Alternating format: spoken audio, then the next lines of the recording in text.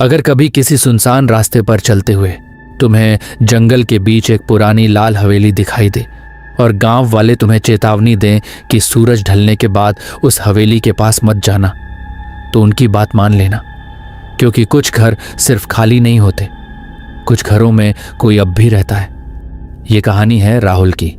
राहुल एक फोटोग्राफर था और उसे पुरानी, रहस्यमयी और डरावनी जगहों की तस्वीरें लेना बहुत पसंद था। उसका एक छोटा सा YouTube चैनल भी था जहां वो लोगों को ऐसी जगहों की कहानियां सुनाता था। एक दिन इंटरनेट पर उसे एक अजीब जगह के बारे में पता चला।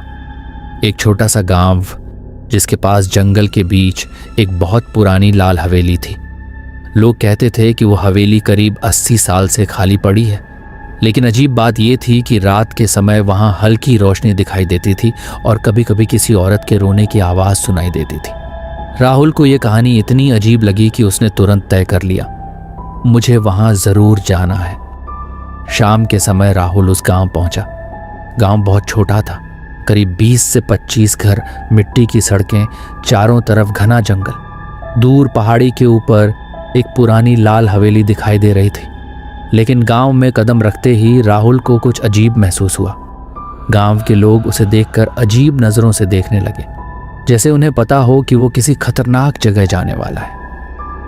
जब राहुल ने हवेली के बारे में पूछा तो अचानक चारों तरफ सन्नाटा छा गया।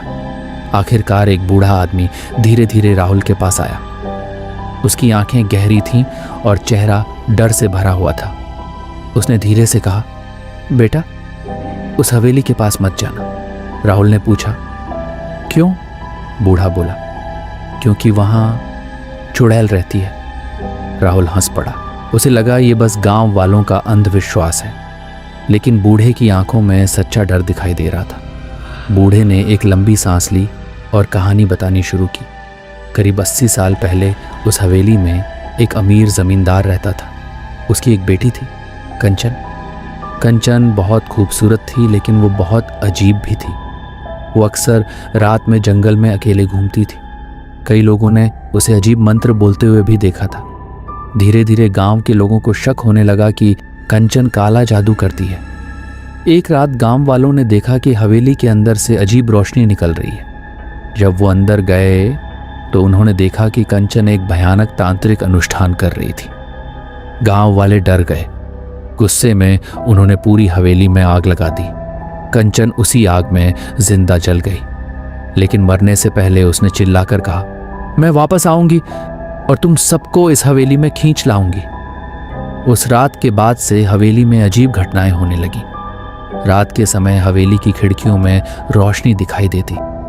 कभी कभी खिड़की के पास एक औरत खड़ी दिखाई देती, और जो भी आदमी हवेली के अंदर गया वो कभी वापस नहीं आया। ये सब सुनकर राहुल को डर नहीं लगा, बल्कि उसकी जिज्ञासा और बढ़ गई। उसने तय कर लिया, मैं आज रात हवेली के अंदर जाऊंगा। गांव वालों ने उसे बहुत समझाया, लेकिन राहुल नहीं माना। रात के करीब 11 बजे राहुल कैमरा लेकर हवेली के पास पहुंचा। हवेली बहुत बड़ी थी, टूटी हुई खिड़कियां, जंग लगा दरवाजा और चारों तरफ झाड़ियां। जैसे ही राहुल ने दरवाजा खोला, एक ठंडी हवा उसके चेहरे से टकराई। अंदर हर जगह धूल जमी हुई थी, लेकिन अजीब बात यह थी कि हवेली के अंदर हल्की रोशनी थी, जैसे कहीं कोई दीपक जल रहा। अचानक राहुल को लगा कि ऊपर से किसी के चलने की आवाज आ रही है। टप टप टप, जैसे कोई धीरे धीरे सीढ़ियों से उतर रहा। राहुल का दिल जोर जोर से धड़कने लगा। राहुल ने टॉर्च ऊपर घुमाई और तभी उसने देखा सीढ़ियों के ऊपर एक औरत खड़ी थी। उसके लंबे बाल थे और उसने लाल रंग की पुरानी साड़ी पहन रखी थी। औरत धीरे धीरे सीढ़ियों से उतरने लगी। जब वो नीचे आई तो राहुल का खून जम गया। उसका चेहरा आधा जला हुआ था। उसकी आंखें पूरी तरह काली थीं। वो अचानक जोर से हंसने लगी। उसकी हंसी पूरी हवेली में गूंजने लगी। इतने साल बाद कोई मेरे घर आया है। राहुल पीछे हटने लगा। अचानक हवेली के सारे दरवाजे अपने आप बंद हो गए। खिड़कियां जोर से बंद हो गईं।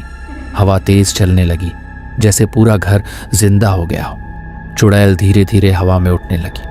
उसके बाल चारों तरफ फैल गए और वो तेजी से राहुल की तरफ बढ़ने लगी। राहुल जान बचाकर भागने लगा, लेकिन अजीब बात यह थी कि हर कमरा घूमकर उसे उसी जगह ले आता, जैसे हवेली उसे बाहर जाने नहीं दे रही थी।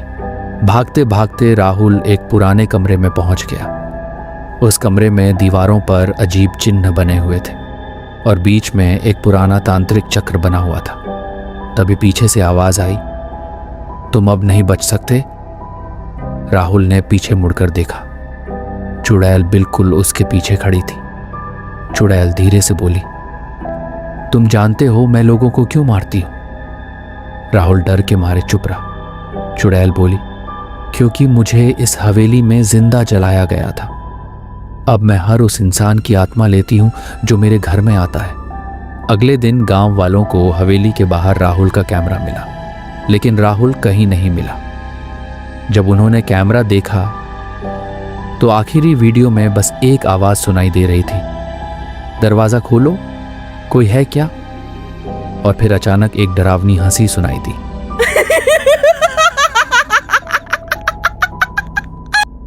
अगर आपको ये कहानी पसंद आई तो लाइक और सब्सक्राइब करना मत भूलिए और तैयार रहिए अगले डरावने सफर के लिए।